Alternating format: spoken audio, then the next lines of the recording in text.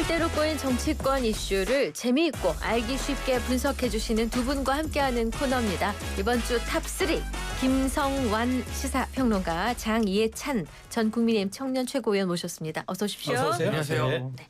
자, 그럼 본격적으로 근데 들어야 되겠어요. 네. 저희 100회, 300회예요. 네. 네. 듣고 싶어요? 네. 옆구리 찔러? 절 좀 받아요. 축하드립니다. 네. 진짜 너무 무미건조하다. 아주 생각하고 있었어요. 아니, 근데 우리 김성완 평론가 처음부터 참여하셨죠? 맨 처음부터. 작년 5월. 맞죠. 거의 그렇죠. 그렇죠. 근데 300회라는 얘기 들으니까요. 라디오는 저도 이제 라디오 진행해봤지만 네. 오래 버티는 게 중요하거든요. 네. 왜냐하면 사람이 좀 오늘은 쉬고 싶기도 하고 네. 아프기도 하고 네. 뭐 이런 것들이 늘 일상에서 반복되거든요. 네. 그걸 잘 견디면서 이렇게 꾸준히 방송할 수 있다고 하는 건 그것 자체로도 박수 받을 만하다. 좀 그렇게 생각합니다. 아이고, 정말 감사합니다. 대단하십니다. 네. 딱 아이고, 3천회만 하십시오. 3천회만. 3천회. 그거는 좀 안 될 것 같아요. 그럼 그때 난 나비덱 타이 말고 뭘 매나? 자, 유쾌한 기분으로 네. 축하 말씀 감사드리고요. 본격적으로 첫 번째 키워드부터 살펴보겠습니다. 체포 또 무산입니다. 네, 그 체포 또 무산. 어제 김건희 특검팀이 윤석열 전 대통령에 대한 체포영장 재집행을 시도했습니다. 그런데 완강한 저항과 부상위험 등으로 영장을 집행하지 못했는데요. 먼저 이 상황 어떻게 보셨는지 좀 짧게 들어보겠습니다. 장 최고 어떻게 보셨습니까? 뭐 어쨌거나 또 다른 사회 갈등이 야기되는 비극적인 일인 것 같고요. 제가 누누이 말씀드렸지만 저는 뭐 조사 거부나 이런 방식 자체를 옹호하고 두둔하는 게 아니라 실질적으로 전직 대통령인 피의자가 조사를 거부하면 이거 물리적으로 뭐 어떻게 할 방법이 없다. 결국 사회 갈등만 막 양산될 거다라는 우려의 말씀을 드렸는데 뭐 팔을 잡고 의자를 뭐 끄집어내려고 해도 거부하면 이게 집행이 좀 어려운 게 현실이잖아요. 네. 그리고 뭐 억지로 예를 들면 특검에 데려간다, 뭐 성공했다 한들 진수 거부권 행사할 게 명확해 보이고 또 다름 아니라 문재인 정부 때 법을 바꿔서 조사 때 무슨 이야기를 했든 재판 과정에서 피의자가 동의하지 않으면 그 서류를 아예 판사들이 열어보지도 못해요. 네. 그러니까 결국 특검의 목적이 빠른 진상 규명이라면 그냥 빠르게 기소해서 재판 과정에서 결과를 밝혀내는 네. 게 이제는 사회적 갈등을 좀 줄이는 길이 아닌가. 근데 이게 어떻게 보면 좀 보여주기식으로 또 윤석열 전 대통령을 싫어하는 정치적 지지자들에게 김건희 특검이나 이런 곳에서 뭔가 박수받기 위해서 좀 무리한 일을 거듭하는 것이 아닌가. 근데 뭐 이게 잘했다 못했다를 떠나서 안 되는 게 현실적으로 어려운 네. 게 드러났고 그럼 이제 그냥 빠른 기소와 빠른 재판 과정에서 진상 규명을 하는 것이 특검의 본질에 좀 충실한 일이라고 생각합니다. 네, 김평론가께서. 근데 저는 우리나라의 수많은 피의자 범죄자들이 이 모습 보고 무슨 생각을 할까 이게 제일 먼저 겁이 나요. 지금 윤석열 전 대통령 입장에서만 자꾸 얘기를 하는데요. 언제부터 우리나라가 그렇게 했습니까? 범죄 피의자한테 언제부터 이렇게 해줬습니까? 아마 이 많은 국민들께서 좀 허탈해하시지 않을까 싶고요. 그러니까 좀 엄살도 정도껏 이어야 한다는 생각이 들어요. 무슨 독립투사도 아니고요. 이렇게 하는 게 결국 윤석열 전 대통령한테 도움이 될까요? 저는 도움이 안 된다고 보고요. 제가 윤 전 대통령 입장에서 자꾸 얘기를 한다고 말씀드린 이유는 아니 특검에서 조사를 해요. 예를 들면 검사실에 갑니다. 조사하면 가가지고 묵비권 행사하면 되잖아요. 근데 안 갈라 그래요. 왜 안 가려고 합니까? 왜 안 갑니까? 거기서부터 질문이 시작돼야 되는 거 아니에요? 안 가려고 하는 거니까 어떻게 방법이 없어서 그냥 둬야 됩니다. 이렇게 해야 되는 겁니까? 근데 법원에서 체포영장까지 발부받았잖아요. 그것에 대해서 저는 좀 이해가 안 되고요. 본인한테 이게 과연 도움이 되려나 이런 생각이 들고요. 그리고 윤 전 대통령은 지금 재판하고 특검 조사 다 거부하고 있거든요. 근데 지금 그 소송을 건 사람들한테 10만 원씩 손해배상 해야 된다. 네. 이런 법원의 판단이 나왔잖아요. 그러니까 그거는 또 항소예요. 그리고 집행 정지 신청을 냈어요.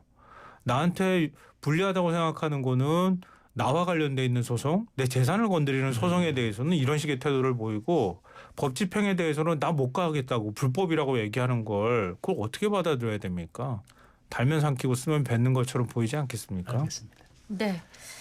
자, 윤 전 대통령 측은 그 기자회견을 열고 체포영장 집행 당시 상황을 구체적으로 설명했는데 물리력을 행사해 체포영장 집행한 데 대해서는 반드시 책임을 묻겠다고 얘기하고 있고 특검팀은 적법한 집행이라고 맞서고 있는데 이 문제는 어느 쪽 말이 맞는 겁니까?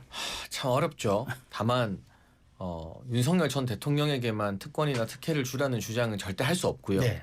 그러나 우리 사회에서 전직 대통령들을 수사하거나 재판에 이르게 할 때 보여왔던 일정 부분의 관행들, 네. 이를테면 문재인 전 대통령 부부 같은 경우는 검찰의 소환 조사 요구를 거부해서 결국 한 차례 조사도 하지 못하고 재판에 기소를 하게 되었습니다. 물론 뭐 형이 다르다, 뭐 범죄의 혐의가 다르다라고 주장을 하지만 어쨌거나 검찰이 소환 조사 요구를 했는데 네. 전직 대통령 부부라는 이유로 체포영장 청구나 이런 걸 엄두도 내지 못하고 그냥 조사 없이 기소를 해버렸거든요. 뭐 그런 사례들을 봤을 때 이미 구속까지 되어 있고 신병이 다 확보가 되어 있는데 그냥 빠르게 재판에 추가 혐의가 있으면 기소를 해서 재판 과정에서는 이를테면 피의자가 참석하지 않으면 그 피의자에게 굉장히 불리하게 법적인 처분이 내려질 확률이 매우 높지 않겠습니까? 저는 어쨌든 1심이 빠르게 나와서 어느 정도 결과가 일단락돼야 이런 윤석열 전 대통령 관련 수사나 재판을 둘러싼 사회적인 혼란이 일단락된다고 보기 때문에 뭐 보여주기 식으로 우리가 구속했다, 이 특검은 뭐 체포했다, 저 특검은 뭘 했다 막 하는 게 아니라 정말 문제가 있고 범죄 혐의에 대한 확신이 있으면 기소해서 재판하면 되는 거잖아요. 좀 그런 식으로 진행이 조금 빨라져야 된다라는 생각을 하고 있습니다. 네. 윤 전 대통령 측에서는 이렇게 얘기합니다. 내가 설령 특검에 나가더라도 진술을 거부한다고 했는데 이런 상황에서 물리력을 행사해서 이렇게 집행을 하는 것은 공개적인 망신주기다. 이런 주장이었고요. 이 조경태 의원 같은 경우 윤 피고인의 집행 거부는 비루하고 부끄럽다. 품격이라고는 찾아볼 수 없다. 또 장동혁 의원은 망신주기식 수사를 넘어 고문행위까지다. 이런 식으로 강력하게 대립하고 있습니다. 두 번이나 체포 집행이 이제 영장 집행이 무산이 됐는데 향후에 윤 전 대통령도 특검 측 어떤 선택을 할 걸로 보이세요? 3차 집행해야 된다고 보세요? 일단 국민 여론은 3차 집행을 해서라도 조사를 받도록 해야 된다는 쪽이 더 가까운 것 같아요. 근데 현실적인 문제가 있잖아요. 네. 그러니까 물론 이제 특검이 어떤 판단을 내리는지 좀 지켜보기는 해야 될 것 같은데요. 만약에 계속 이런 식으로 물리적으로 저항하고 사실 별로 그렇게 그 충돌해가지고 다친 것 같아 보이지도 않는데 제가 볼 땐 뭐 엄살에 가깝다고 생각이 되는데요. 엉덩방아 찧었다고 해가지고 뭐 엄청나게 다친 것처럼 이렇게 표현한다거나 이런 식으로 태도를 보인다 그러면 아마 현실적으로 조사가 쉽지 않을 거예요. 네. 결국은 그러면 소환 조사 없이 기소를 해야 되는 건데요. 이게 맞는 건지 모르겠어요. 그러니까 앞으로 이렇게 되면은 소환 조사 나 싫어 그러면은 이런 식으로 계속 처리를 해줘야 되거든요. 대한민국 공권력이 굉장히 우습게 됩니다. 그걸 전직 대통령이라는 사람이 선례를 만든다는 것도 좀 바람직하지는 않아 보입니다. 네. 자, 이런 가운데 이제 특검팀이 김건희 씨에 대한 이제 구속영장을 청구했습니다. 증거인멸 등의 우려가 있다고 판단한 건지 아니면 김 여사의 1차 진술에 조금 문제가 있었다고 판단해서 영장을 청구한 건지 장책은 어떻게 보세요? 그래서 사실 당초 많은 분들의 예상은 추가 소환 조사 있은 다음에 영장을 청구하지 않을까 하는 것이었거든요. 왜냐하면 김건희 여사 측은 일단 조사에는 협조하고 있고 네네. 나와서도 진술 거부권 행사한 게 아니라 여러 가지 이야기를 했기 때문에. 근데 특검 입장에서는 지금 영장에 청구한 혐의 3가지에 대해서는 수사가 어느 정도 완료됐다라고 판단을 하는 것 같아요. 그 외 다른 부분들 뭐 언론에서 화제가 된 부분들은 영장에서 많이 누락이 된 걸 보면 이 3가지는 혐의 입증 자신이 있다라고 보는 것 같고 그리고 상대적으로 여의도나 서초동에서는 내란 특검이나 최혜병 특검에 비해서 김건희 특검의 성과라던가 네. 수사 진척도가 조금 미진하다라는 목소리들이 나오고 있었거든요. 그렇기 때문에 김건희 특검도 뭔가를 보여주기 위해서 윤석열 전 대통령에 대한 체포영장 집행 시도나 또는 김건희 여사에 대한 구속영장 청구를 한 것이 아닌가. 이게 3가지 다른 특검이 동시에 발동된 사상 초유의 상황이다 보니까 알게 모르게 정치적으로 그 3특검끼리의 경쟁 관계나 누가 수사 속도를 잘 내고 있나 하는 것들도 좀 서로한테 영향을 주는 게 아닌가. 그래서 저 개인적으로는 영장 실질 심사 결과를 예측하기가 좀 어렵습니다만 구속영장이 발부가 되면은 김건희 특검도 우리도 이렇게 성과 내고 있다라면서 수사에 탄력이 붙게 되는 거고, 영장이 뭐 기각되면 불구속 상태에서 추가적인 소환 조사 이후에 불구속 기소를 하게 되는 그런 갈림길에 접어들게 된 것 같습니다. 근데 이제 영장의 적시한 혐의를 보면 총 3가지거든요. 첫 번째가 도이치모터스 주가 조작, 그리고 두 번째 명태균 씨와 관련된 공천 개입, 세 번째가 이제 건진법사 전성배 씨를 통한 청탁 의혹. 근데 이 부분에서 김 여사가 전면 부인을 했는데 이게 영장 청구를 하는데 결정적인 사유가 된 것 같습니까? 네, 그렇게 보통 변호사들도 해석을 하더라고요. 그러니까 오늘도 제가 모 변호사랑 한참 얘기를 했는데요. 네. 오히려 김건희 여사 측 변호인이 대응을 잘못하고 있다 이런 표현까지 사용해요. 네. 그러니까 일부분이라도 인정할 거 있으면 인정하면서 그 다음에 본질적으로 본인이 혐의 부인하고 싶어하는 부분이 있으면 부인하면 되는데 지금 전부 안 했다거나 기억나지 않는다거나 이런 식의 태도를 취하잖아요. 그러면 그거에 대해서 판사가 어떤 판단을 내리겠습니까?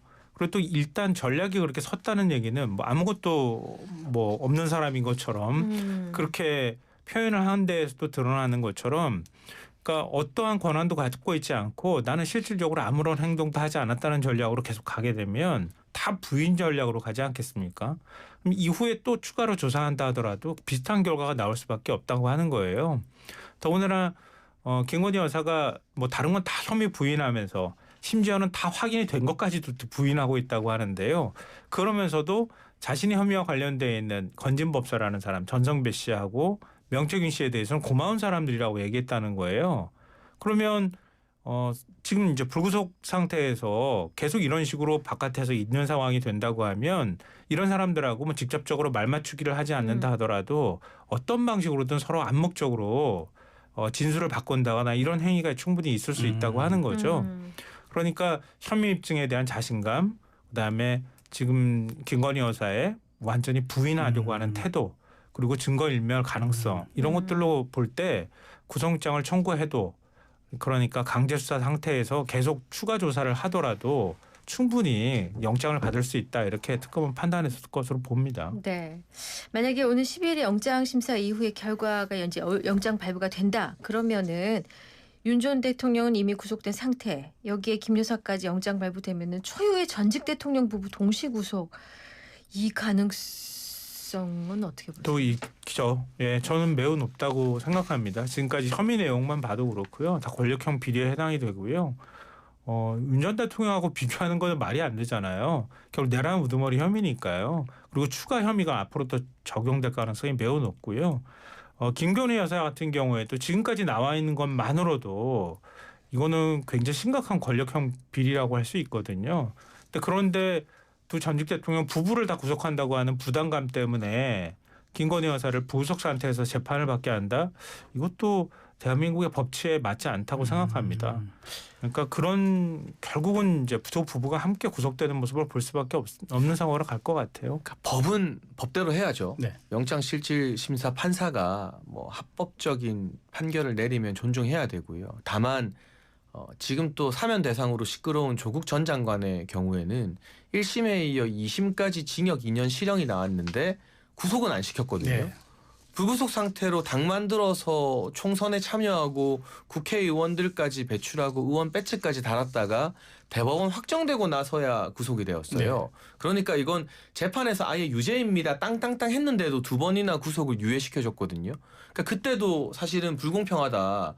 왜 이러냐라는 논란이 많았지만 재판부에서 어떤 정치적 민감성이라던가 정경심 교수가 먼저 구속되어서 형을 살고 있는 부분 등을 고려를 했어요. 네. 그러니까 이번 영장 판사가 어떤 결정할지 저는 모릅니다만 영장 판사가 그런 사례들을 고려한다고 해서 그게 뭐 불공정한 거는 아닐 것이다. 다만 어떤 특혜도 있어서는 안 되지만 이를테면 지금 정치적으로 많이 공격을 받고 있고 탄핵을 당했다고 해서 또 다른 정치 재판 관련된 관행과 다르게 불공정하게 더 핍박을 받아서도 안 된다. 뭐 그런 정도 이야기하고 싶습니다.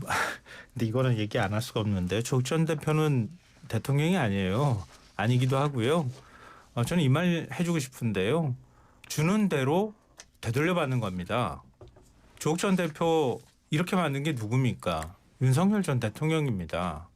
자신의 무소불위 검찰권을 휘둘러서 결국은 이렇게까지 수사해야 되나라는 얘기까지 들어가면서 결국은 가족을 다 기소를 했어요. 그렇게 해가지고 정경심 교수는 먼저 징역 4년 선고받고 이미 이제 구속기간 지난 거고요. 그리고 조국 전 장관도 지금 구속돼 있는 상태고 딸 조민 씨는 지금 고졸이 돼버렸어요. 그렇게까지 수사했던 당사자입니다. 그랬던 사람이 지금 우리 앞서 얘기했던 것처럼 특검 조사도 안 받겠다고 얘기를 하고 있고요. 그러니까 그 사안하고 같이 비교한다고 하면은 윤석열, 김건희 두 사람은 구속돼도 뭐라고 할 말이 없는 상황인 거랑 다름이 없다 이렇게 보고요. 그리고 혐의만 비교해서 봐도 어떻게 윤 전 대통령 부부 혐의하고 권력형 비리나 내란 혐의하고 조국 전 장관의 혐의랑 같이 비교를 합니까? 그 말이 안 되잖아요. 그 혐의가 중하다는 지적을 많이들 하시는데요. 네. 그거는 법원에서 유죄 나오기 전까지는 혐의일 뿐인 거고요. 지금 말씀하신 것처럼 결과적으로는 정경심, 조국 두 사람 다 구속이 되었지만 정경심 교수가 구속되어 있는 기간 중에는 조국 전 장관은 아예 유죄가 선고되었는데도 네. 구속이 안 되었거든요. 저는 그 사례를 들어서 알겠습니다. 재판부가 참고할 가능성이 있다는 말씀을 드리는 겁니다. 네, 이번